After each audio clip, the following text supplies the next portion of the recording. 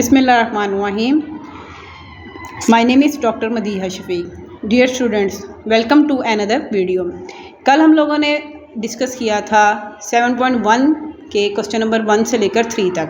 आज हम लोग डिस्कस करेंगे क्वेश्चन नंबर 4 से लेकर 6 तक। चले आइए देखते हैं। हम क्वेश्चन नंबर 4 को डिस्कस करते हैं। सबसे पहले हम उसकी स्टेटमेंट देख लेते हैं। क्या है? Find the sum of the vectors A B and C D. हमने सबसे पहले देख लेना है कि हमने क्या फाइंड आउट करना है। तो क्वेश्चन नंबर 4 में हमने सम फाइंड आउट करना है A B plus C D का। ठीक है, ये हमने मालूम करना है। उसके बाद वो कहते हैं given the 4 points A B C and D. तो हमारे पास 4 पॉइंट्स हैं। हम इनके पोजीशन वेक्टर की बात करेंगे। पॉइंट ए का पोजीशन वेक्टर ओ ए, इसको कैसे लिखा जाएगा? आई माइनस जे। उसी तरह पॉइंट बी का पोजीशन वेक्टर है ओ बी, इसको कैसे लिखेंगे? 2i plus 0j। अब ज़ीरो है तो j की कोई वैल्यू नहीं है तो हम 0j इसको लिख देते हैं। ठीक है, उसके बाद है position vector of the point c। तो वो क्या है हमारे पास? -i plus 3j। और पोजीशन वेक्टर ऑफ d हमारे पास क्या है? -2i plus 2j। अब हमारे पास ये सारे पोजीशन वेक्टर्स आ गए हैं। कल मैंने आप लोगों को पोजीशन वेक्टर के बारे में बताया था कि पोजीशन वेक्टर कौन सा वेक्टर होता है? ऐसा वेक्टर जिसका जो इनिशियल पॉइंट वो ओरिजिन हो और टर्मिनल पॉइंट जहाँ पे मतलब वो ख़त्म हो वो कोई भी पॉइंट हो सकता है, लेकिन उसका इनिशियल पॉइंट हमेशा ओरिजिन होना चाहिए। अब हम लोगों ने क्या करना है? हमने कल पोजीशन वेक्टर के बारे में पढ़ा था। ए बी को हम कैसे लिखेंगे? जो सेकेंड वाला अल्फ़ाबेट है वो पहले ओ बी माइनस ओ ए। ठीक हो गया। अब ए बी इस तरह फाइंड आउट करेंगे। ओ बी की वैल्यू डालें 2i plus 0j minus O ए की वैल्यू डालेंगे हम, वो क्या है? i minus J.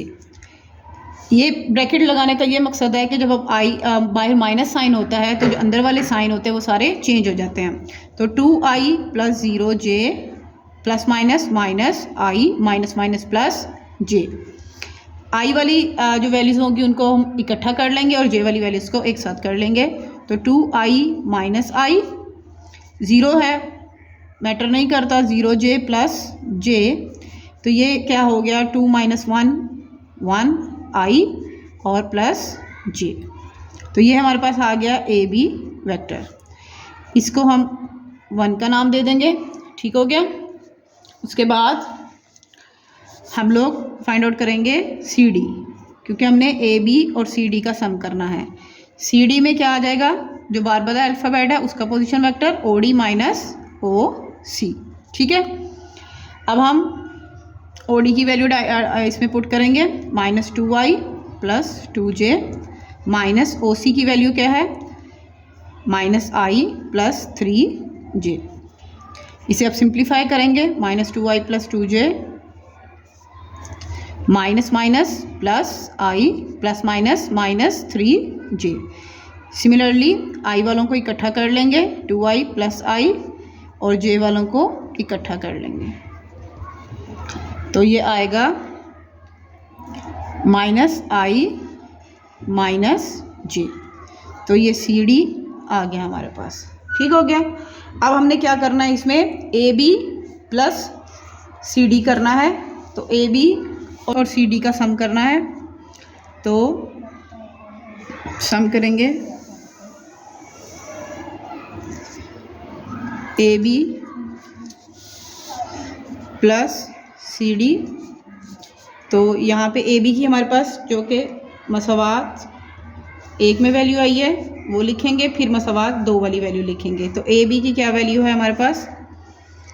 i plus जे, और सी डी की हमारे पास मसावात 2 में पड़ी है -i माइनस जे।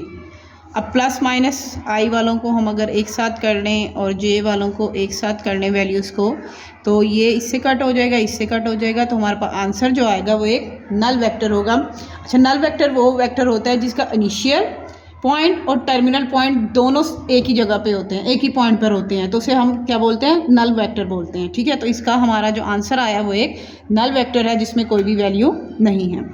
ठीक हो गया। अब हम क्वेश्चन नंबर 5 की बात करेंगे। डियर स्टूडेंट्स, क्वेश्चन नंबर 5 में वो क्या कह रहा है पहले हम स्टेटमेंट को समझेंगे। क्वेश्चन नंबर 5 में वो हमें कहता है कि फाइंड द वेक्टर। इसे आप गौर से सुनिएगा, वो क्या कह रहे हैं? क्योंकि अगर जब तक आपको स्टेटमेंट नहीं समझ आएगी आप क्वेश्चन करने के काबिल नहीं होगे। तो क्वेश्चन समझते हैं। Find the vector from the point A to the origin. अब उसने हमें क्या कंडीशन दी है कि हमने वो वेक्टर फाइंड आउट करना है जो पॉइंट ए से ओरिजिन की तरफ है। अगर हम पोजीशन वेक्टर की बात करते थे तो वो हम लिखते थे कि ऐसा वेक्टर जिसका टर्मिनल पॉइंट जो है, इनिशियल पॉइंट जो है वो ओरिजिन हो, ठीक है। तो ओरिजिन फिर हम ओ ए लिखते थे उसे। लेकिन यहाँ पे उन्होंने हमें क्या कहा है कि ऐसा वेक्टर फाइंड आउट करें जिसका जो ओरिजिन की तरफ हो। तो हम यानी हमने फाइंड आउट क्या करना है, ए ओ वेक्टर, ठीक है। यानी कि ऐसा वेक्टर जो कि पॉइंट ए से टू द ओरिजिन की तरफ हो, ठीक हो गया। ओ ए जब हमें ये पता चल जाए ना हमने करना क्या है तो फिर आगे हमारे लिए काम आसान हो जाता है क्वेश्चन को सॉल्व करने के लिए, ठीक है। अगर हमें बेसिक से नहीं समझ आएंगी कि हम क्या करना चाहते हैं तो फिर मुश्किल हो जाती है बात। अब हमारे पास उन्होंने ए ओ फाइंड आउट करना है। उसके बाद हमें क्या दिया गया है, ए बी गिवन में क्या है, ए बी वेक्टर दिया गया है जो कि 4i - 2j है। उसके साथ उन्होंने हमें बी पॉइंट दिया है जो कि ओ बी, अगर हम उसका पोजीशन वेक्टर लिखें तो वो हमारा क्या बनेगा, -2i + 5j, ठीक हो गया। अब हमें पता है कि हम पोजीशन वेक्टर की क्या बात करते हैं। पोजीशन वेक्टर ए बी को कैसे लिखते हैं, A B position vector of B minus position vector of A, ठीक है। अब यहाँ पे जो हमारी समझने की बात है, हमने फाइंड आउट कर क्या करना, ए ओ, लेकिन यहाँ पे हमें क्या गिवन है, ओ ए। तो हम इसकी डायरेक्शन अगर चेंज करेंगे तो ये बन जाएगा -ए ओ। अच्छा, अब कोई भी अगर वेक्टर है हमारे पास, अगर वो इस डायरेक्शन में जा रहा है, फॉर एग्जांपल ये ओ ए है हमारे पास, ठीक है। जब हम इसकी डायरेक्शन चेंज करेंगे इस डायरेक्शन में आ जाएगा, यानी ए ओ बनाएंगे तो वो माइनस का साइन हमारे पास लग जाएगा। जब भी हम किसी वेक्टर की डायरेक्शन चेंज करेंगे तो उसके साथ कौन सा साइन आ जाएगा, माइनस का साइन आ जाएगा। यानी जो ओ ए था पॉजिटिव में, जब वो ए ओ हुआ तो उसके साथ क्या साइन लग गया, नेगेटिव साइन लग गया, ठीक हो गया। सेम एज इट इज़ हमने यहाँ पे वही चीज़ अप्लाई की है। तो अब ये बन गया ओ बी माइनस प्लस ए ओ और ए बी। अब हमें फाइंड आउट जो करना है हम उसे एक तरफ रहने देंगे, बाकी सारी वैल्यूज़ को हम दूसरी तरफ ले आएंगे। तो अगर मैं इसको लिखूं ए ओ जो हमने फाइंड आउट करना है, सो ए बी, ये चीज़ मैं इधर ले गई हूँ। तो हमें पता है कि बराबर के दूसरी साइड पे जाए तो साइन चेंज हो जाता है, तो ये आ गया ओ बी। अब सिंपली हमने क्या करना है, हमारे पास ए बी भी है, हमारे पास ओ बी भी मौजूद है, हमने इसमें जस्ट पुट करना है और आंसर निकाल लेना है। तो ए बी की क्या वैल्यू है, 4i - 2j, और ओ बी की क्या वैल्यू है, -2i + 5j, ठीक है। अब इसमें हमने सिंप्लीफाई करना है, जस्ट प्लस माइनस, तो आई थिंक इस लेवल पे आके तो सबको आता ही होगा। Minus minus plus, plus minus, ये माइनस माइनस प्लस 2i हो जाएगा, plus minus -5j। As it is आपने i वालों को इकट्ठा कर लेना है और j वालों को इकट्ठा कर लेना है, वैल्यूज़ को, -5j। सो हमारे पास क्या आ गया, 4 + 2 6i -7j। ये हमारा वो पोजीशन वेक्टर हो गया जो हमने फाइंड आउट करना था from the point A to the origin, ठीक है। हाँ, अब हम क्वेश्चन नंबर 6 को डिस्कस करेंगे। क्वेश्चन नंबर 6 हमारे पास है।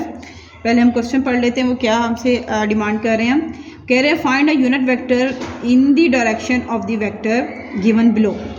उन्होंने कहा है कि आप यूनिट वेक्टर फाइंड आउट करें जो वेक्टर दिया गया है उसकी डायरेक्शन में। सबसे पहले हम यूनिट वेक्टर को देख लेते हैं कि यूनिट वेक्टर क्या होता है।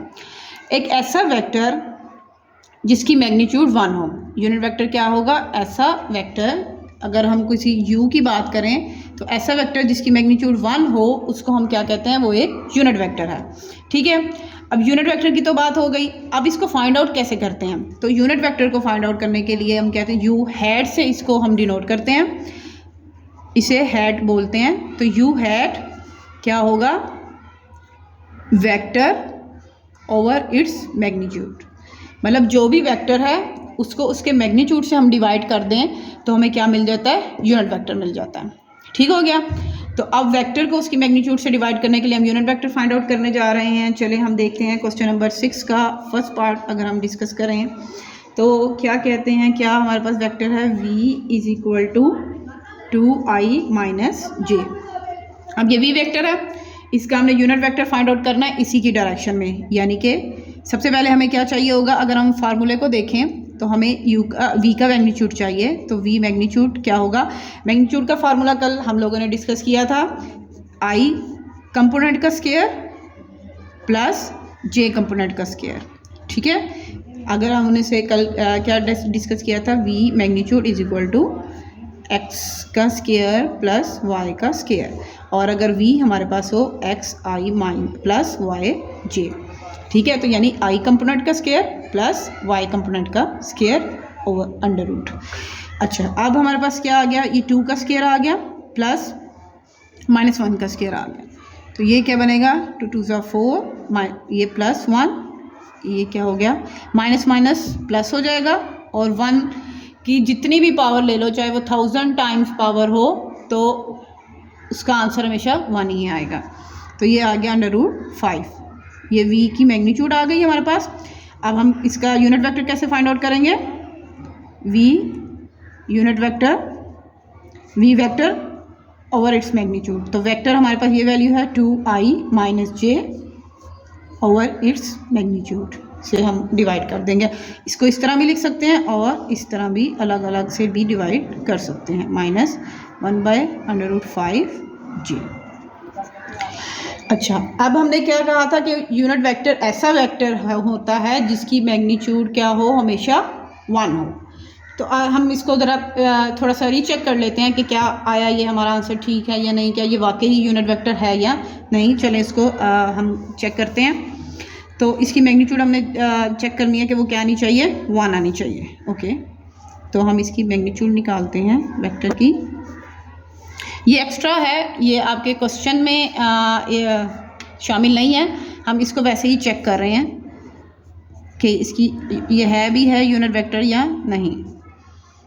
तो -1/√5 का स्क्वायर, सो 2 2 ज़ा 4, ऊपर वाले का अलग स्क्वायर, नीचे वाले का अलग स्क्वायर आएगा। ठीक है, और ये स्क्वायर और अंडर रूट एक दूसरे को कैंसिल कर देंगे तो 5 आ जाएगा, प्लस यहाँ का आएगा 1, और ये अंडर रूट और स्क्वायर एक दूसरे को कैंसिल करेंगे तो 5। सो ये क्या बनेगा, 5 4 + 1, तो 5/5, ये दोनों कैंसिल हो गए। ठीक है, तो ये √1 आएगा, तो 1 का अंडर रूट हमारे पास 1 ही है। तो वही बात जो मैंने आपको बताई थी कि यूनिट वेक्टर ऐसा वेक्टर है जिसका मैग्नीट्यूड हम लें तो वो क्या आना चाहिए, 1 आना चाहिए। इट्स मीन ये हमारा यूनिट वेक्टर है। इसी तरह सिमिलरली आप लोग बाकी पार्ट्स को भी डिस्कस कर सकते हो, उनकी भी जो मैग्नीट्यूड होगी वो 1 ही आएगी। स्टूडेंट्स, आज हम लोगों ने क्वेश्चन नंबर 4 से लेकर 6 तक डिस्कस किए हैं एक्सरसाइज नंबर 7.1 के। अगर आप लोगों को इसमें कोई भी प्रॉब्लम आती है, कहीं से भी मसला है, तो आप कमेंट्स में मुझसे पूछ सकते हैं। उसके अलावा भी कोई भी मैथ्स से रिलेटेड क्वेश्चन हो, आप इजीली मुझसे कमेंट्स में पूछ सकते हैं। मैं इंशाल्लाह आपके क्वेश्चंस का आंसर दूंगी और आपकी सारी कन्फ्यूजन दूर कर दूंगी इंशाल्लाह। हम लोग कल इससे नेक्स्ट जो है अपने लेक्चर में इससे आगे वाले क्वेश्चंस को डिस्कस करेंगे। तब तक के लिए अल्लाह हाफिज़, फ़ी अमान अल्लाह।